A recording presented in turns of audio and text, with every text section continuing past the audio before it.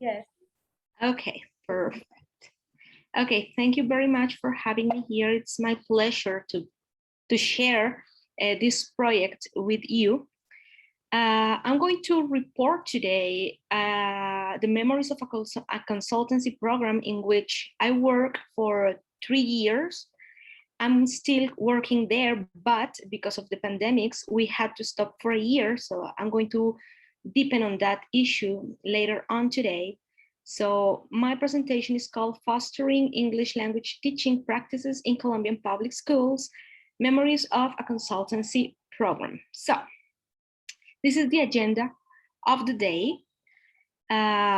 First of all, I'm going to start by describing the context of this project, why did we make the decision of carry this out, the objectives, the questions that we had based on the problematic situations that we observed in the Colombian context, the methodology, the data analysis, some of the results that we evidentiate, because as I told you before, we're still working on that. So there are other results that will emerge eventually, the conclusions that we have so far, the limitations that we've encountered, and some recommendations that we need to take into account in order to prosper with this little project. Okay, so let's start with the contextualization, with the context of this situation. So Colombia is a country that is not that different to the context of other Latin American countries in which English,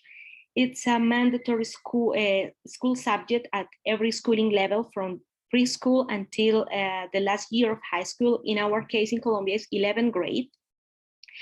The problem relates especially in the primary school context, because not all of the teachers are necessarily trained in English teaching.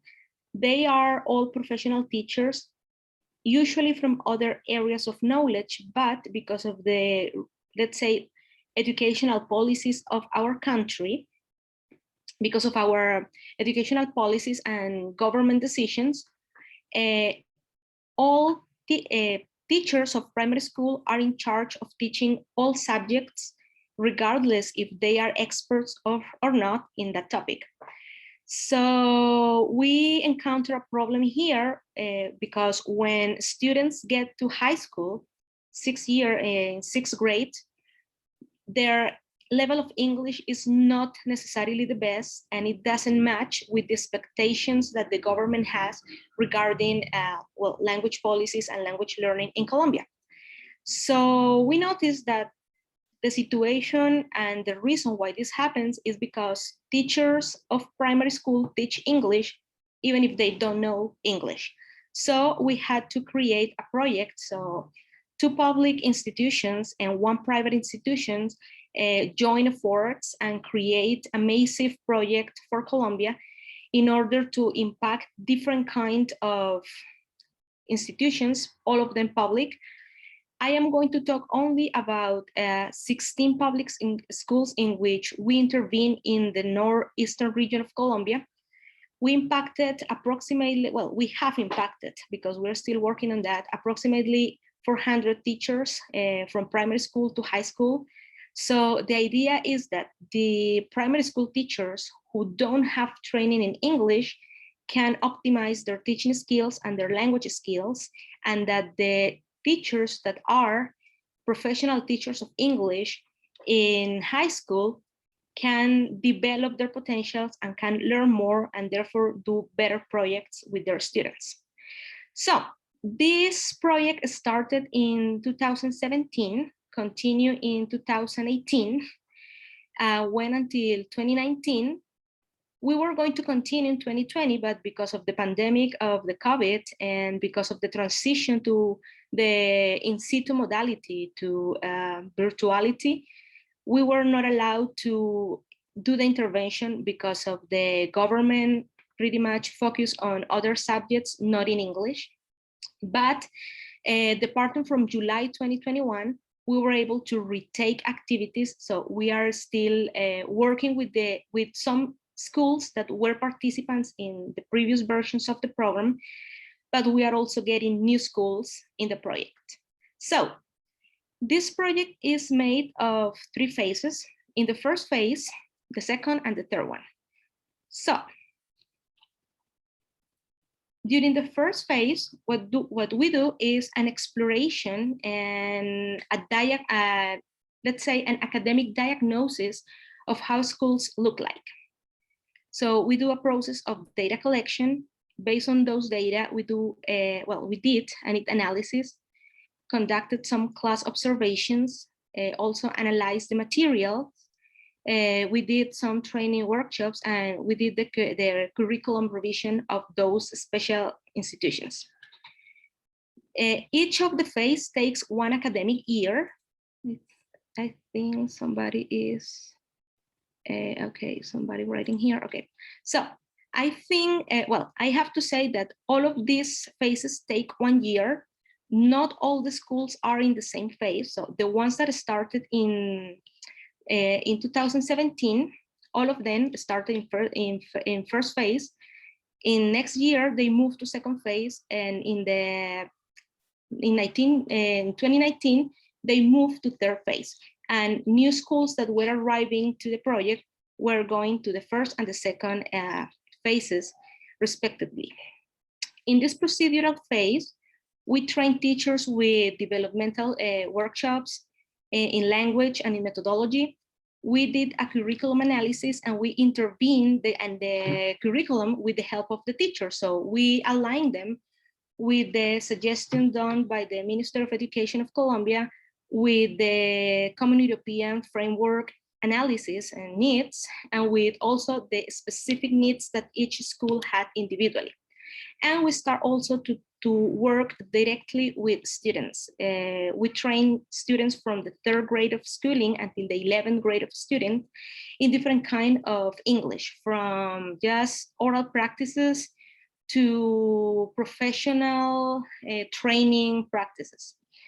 And then in the 3rd phase, we focus on the evaluation of those processes. So the schools that had already modified their curriculum were able to attend to specific workshops about how to implement the strategies mentioned there, how to self-evaluate, and how to put into practice all the changes that they did to the curriculum.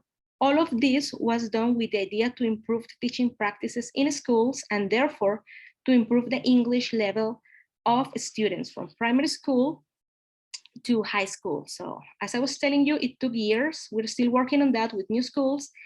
It's not necessarily that easy because teachers and stakeholders of schools deal with different kind of obstacles and responsibilities that they have to do, as well as our project, which is pretty much institutional in our region. So the objectives of this project were, first of all, to unbox school leaders' thinkings regarding the management of the ELT area as a part of the school strategic plan, because in most of the schools, not in all of them, but in most of the public schools, English was obligatory, but not the priority. So the levels of English and the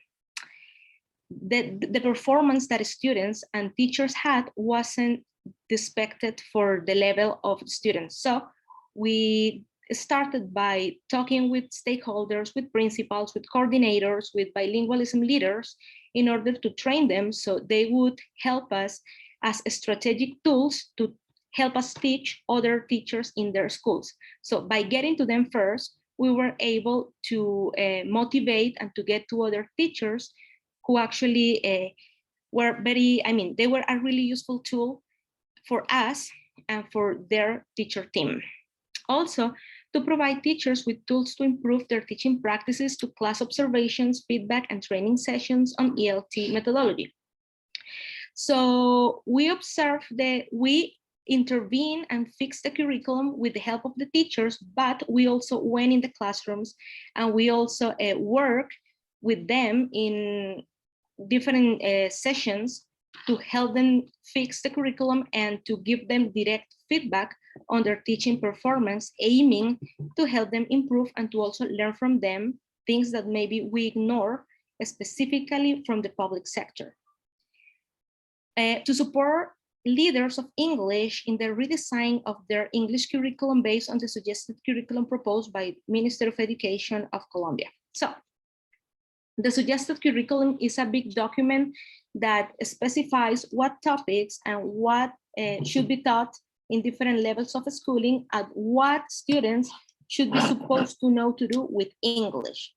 Knowing that the aims and the objectives to have people learning English in Colombia is to respond to the financial, economical, and political interests of the Colombian government with the United States, basically. And number four, to raise secondary school students' awareness of the importance of English to pave their path to their future. So the students that go to public school in Colombia, specifically to the public schools that we work with, are people who come from very, very vulnerable circumstances. They don't really have too much opportunity. So the idea was to train them in English so they could also, but not only in English language, but also in vocational skills. So they could use learning English and learning a specific occupation to find a job and to access to education as well. So it was, so the purposes of this project was to train students, but also to train teachers, but also students. So taking that into account, we came with this research question. So what's the profile of the average Colombian English school teacher adscribed to the public system in Colombia? Taking into account that going to a private school or going to a public school in Colombia does make a difference in terms of what you are expected to do because of the resources, because of the kind of training, etc. So we wanted to intervene specifically public school teachers and public school system in order to improve the quality of the people who belong to the more vulnerable social class of Colombia. Also, which are the principal challenges that teachers face regarding English education in Colombian public schools? We will see later on that the challenges go from the lack of resources to more personal social problems of students that teachers usually deal with. Finally, to what extent does curriculum transformation processes improve English teaching conditions in Colombian public schools? We had to do the process, but we really wanted to know if the curricular transformation process was meaningful enough to improve the teaching conditions of people, or if it was just a simple requirement that public school had to do. But we noticed that the results were mainly positive. So we can say that it is important to do this kind of processes in very vulnerable institutions. And finally, what's the impact of teacher development workshops in the classroom practice of English teachers? So we didn't want to call them teacher training workshops necessarily, because teachers are already trained. I mean, they are professional people that need to develop their skills rather than being trained in an occupation. So that's what we came with this kind of questions. So the methodology used during the 3 phases were online service and also in situ service with students, teachers, and stakeholders such as principals and coordinators. Several focal group sessions, again, with students, teachers, and principals and stakeholders. Class observations, but also, apart from the class observations, we also did material analysis, aiming to identify which were the principal resources that teachers use to teach English to different kinds of students. So we use mixed methods. We use qualitative and quantitative methods. Statistical methods, and the qualitative methods were mostly content analysis to see what teachers would tell us and what students would also tell us regarding their English situation in their particular schools. So we obtained massive amount of data, and it was very interesting to go through all of this. Also verifying with students, with teachers, and with stakeholders if what we have found really match the realities, because sometimes as researchers, we found or expect to find something and they would disagree. but in most of the cases, they agree because the process were pretty much well done, and teachers showed great appreciation and great collaboration skills to help us conduct our research in their benefit. So let's take a look at these results in a kind of fast way here. So first of all, and before going to the other step here, I would like to say that responding to our very first research question, we kind of came with a characterization of who are the average Colombian teachers in the public sector. So usually, and when we're talking specifically about primary school, we can say that most of them, actually 90% of the teachers intervened were women rather than men. We're talking about primary school teachers. There were a couple of men teaching in primary schools, but they were not as involved as the female teachers because they weren't leaders of class. That means they were men who also teach in primary school, but they weren't the leaders of any specific group. And they weren't in charge of teaching all the subjects, but they were mostly in charge of teaching ethics or physical education. But it was very sporadic, while female teachers in primary school were pretty much the ones in charge of teaching all the subjects, including English, even if they didn't know how to speak any English at all. 67% of the teachers interviewed of primary school are aged between 41 and 45 years old. So they have a vast experience in the public sector, and they always work with kids. So they know how to deal with kids. They know how to understand kids and how to teach to kids, but they struggle a lot in teaching English. 65% of those teachers interviewed have a level of English certified in A2 level according to the Common European Framework of Reference for Foreign Languages. Some of them didn't have any previous experience of English, but because they saw the necessity of learning English because of their professional obligations, most of them decided to pay independent classes of English and also to participate in our courses of English. 80% of them had a bachelor's degree in teaching. Most of those were teachings of basic sciences or primary education, but not in English. So it was a big challenge for them when the Colombian laws changed and all of them were forced to teach English, because even if they protest, it was their obligation because of the law. 50% of the teachers intervene have a specialist diploma in education management, but they don't have master's degree. And in not all of the countries of Latin America, specialist diplomas are as valid as in Colombia because the systems might vary among countries. And most of them have more than 16 years of teaching experience in the primary school. So this is the characterization of who or what is the profile of the average primary school teacher. It changes a little bit from the panorama of high school, since in secondary school, we start seeing men who actually teach English. The difference between the primary school and the secondary school panorama in Colombia is that in secondary school, teachers are not in charge of teaching all the subjects. Each teacher teaches its a special or a specialty or their precise subject. So again, the majority of English teachers in high schools are female, but we see that some of them are men too. They have bachelor's degree in English language teaching. So we can see that contrast now, that rather than being just teachers of any subject, they are specialists in teaching English.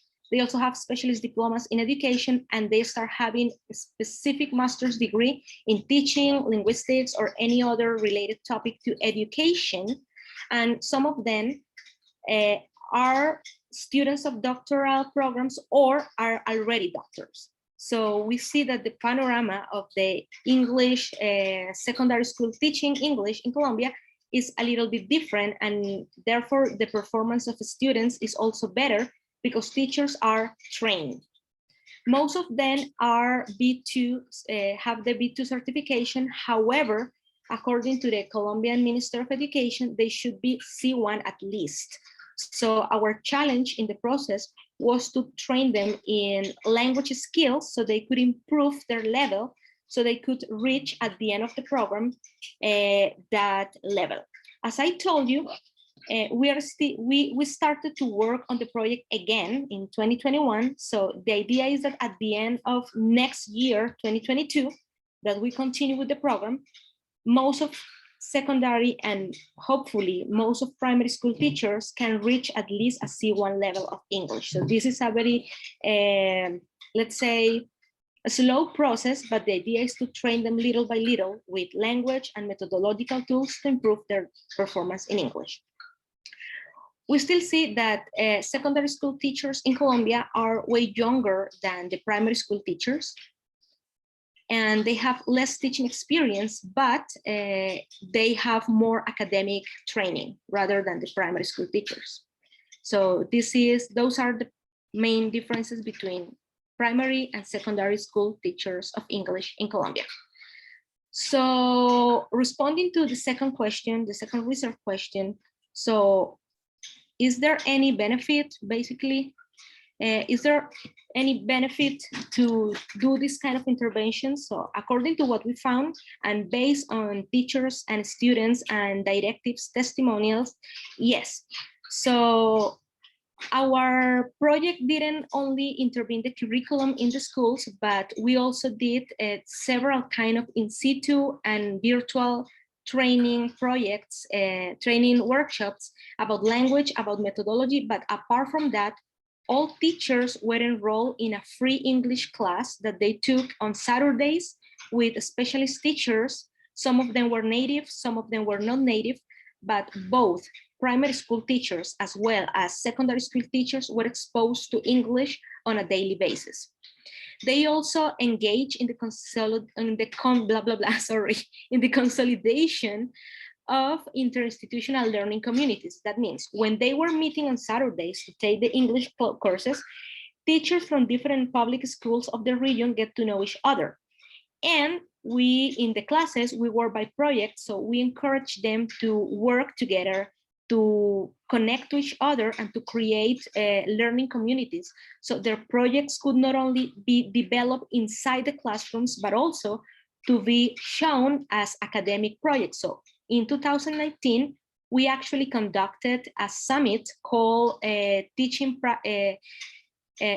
Practices Congress, in which all of the teachers, well, not all of them, they were all invited, but most of the teachers that had a project developed under our project had the opportunity to present their projects even with their students to show what they do in their institutions.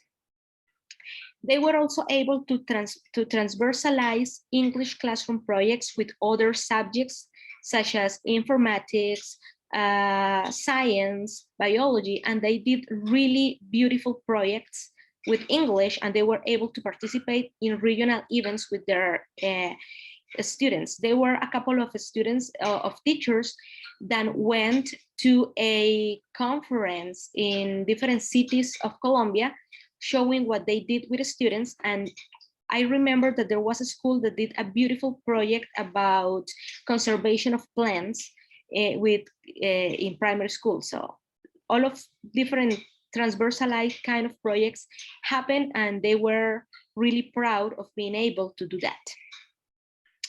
Also, teachers actively participated in the redesign of the English curriculum, and they were able to apply new methodological approaches in the lessons with primary and secondary school students. So at the beginning, we noticed that the lesson plans and the strategic area plans were really old-fashioned, and they were still following the grammar, translation, and even the audiolingual methods, basically because teachers were forced to teach without knowing English. So they did the best they could, knowing nothing, but little by little, they got informed about new different approaches, and they were autonomous enough, with our help, of course, to reaccommodate their own school curriculums in order to know what to do and what not to do, taking into account their student needs. So it was very rewarding to see teachers engage in the consolidation of this document.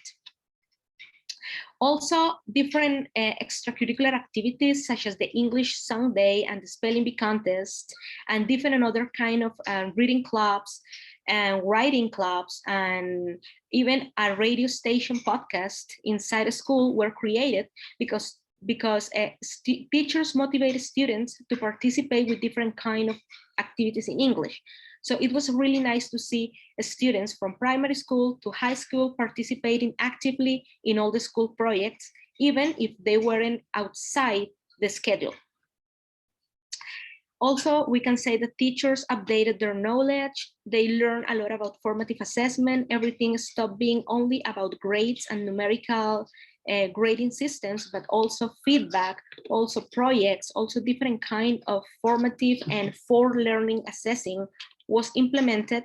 And we insisted that in pre-K and the very initial grades of primary school, teachers also apply gaming activities and ludopedagogical strategies to assess students. And well,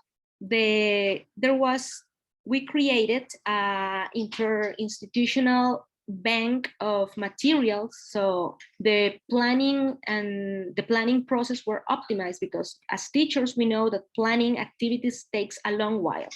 So by the creation of this bank, people could just go and find the materials they needed to adapt it to their class, and that was it. So it was a very, let's say, satisfactory experience, because they develop also autonomy skills. However, not everything is perfect. And of course, there were some challenges, and we are still facing those challenges that little by little, and with the help of our teachers, we are going to be embarking on. So teachers usually feel overwhelmed because they don't only have to do all the activities that we were proposing, but they also had to respond to the school needs, the municipality needs, the parents' needs, teacher needs, etc. So the burden of work was really high, and is still really high. Not all schools, as I was telling in previous presentations, not all public schools in Colombia have internet connections. So, for example, public schools that are located in rural areas don't have access to open materials, and with them, the adaptations of the teaching practices are way too different and are still a challenge. Classes, the number of students per class is still large. We're talking about classroom with 45 students, so that's a lot of people in one classroom.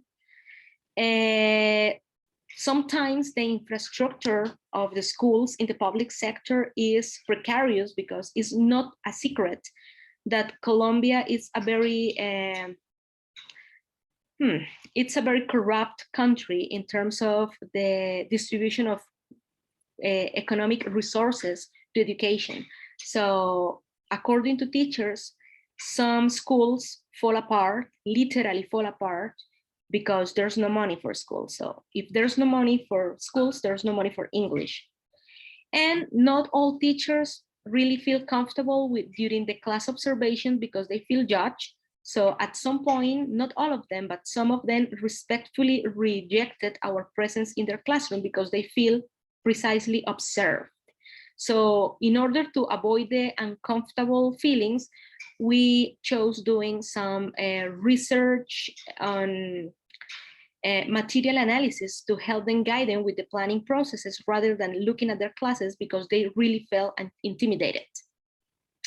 So some of the conclusions that we have right now is that it is important that teachers show active participation in the processes, so they get to know what the PMB has for them.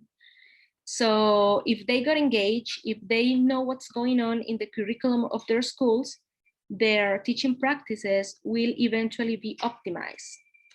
The constant material suggested by the National Ministry of Education, but also the usage of other suggested materials that are free, improves the experiences in the classroom rather than just filling worksheets with no purpose at all.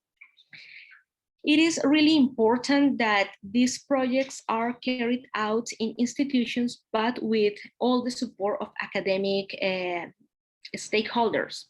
Because if the stakeholders are not involved that much, teachers don't necessarily feel that motivated to participate. So we need to have leaders motivated so other teachers can also be motivated and eventually engage in the activities. Also, the internal monitoring system to supervise the implementation of the curriculum was necessary. That means it is not only about transforming curriculums, but also about being honest about the process of evaluations to see if those changes really work and what can we do. So in this last phase, what we did was all the strategies that we saw that were positive were allowed to continue in the lesson plans and in the curricula, but all of the activities that weren't that meaningful were revised in order to be restructured for the benefit of teachers and students.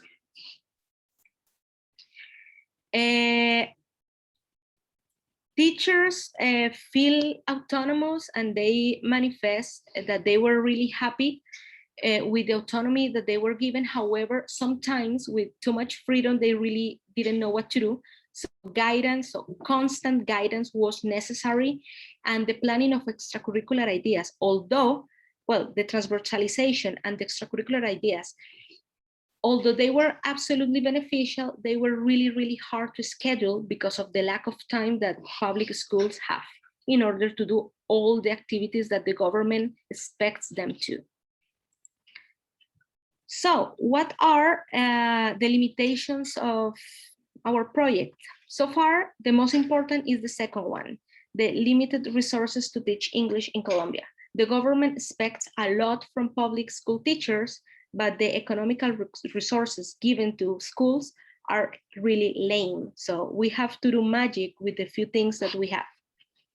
The lack of support from stakeholders in terms of flexibility with teacher schedules. So they were very useful to motivate teachers. They were really useful to allow us to enter in their institutions, to observe the classes, to plan the activities, to help teachers fix the curriculum. However, finding common work schedules were really difficult because sometimes principals wouldn't allow them to do it because they had to cover class hours with other subjects. So it was really, really hard, especially for the primary school sector.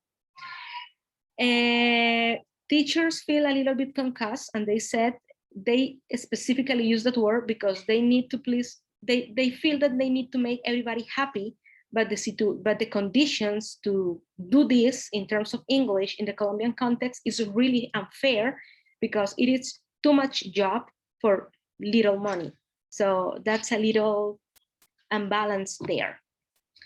The observation process, as I told you before, are still perceived as an uncomfortable and obligatory thing that causes anxiety because they feel that they are doing things wrong. So in order to fix this a little bit, what we also did was that we let them know when they were going to be observed, and we designed a series of grids so they knew the previous criteria we were going to take into account so they could plan their classes and pretty much be successful in their observations because they really feel intimidated for real. So to finish with my presentation, some of the recommendations that so far we could say to public school people right now is that it is necessary that public schools have the necessary bibliographic but also technological resources to teach English, because there are some schools that they don't even have a book or a dictionary or nothing that basic. So it is important that there is money in order to cover those simple things.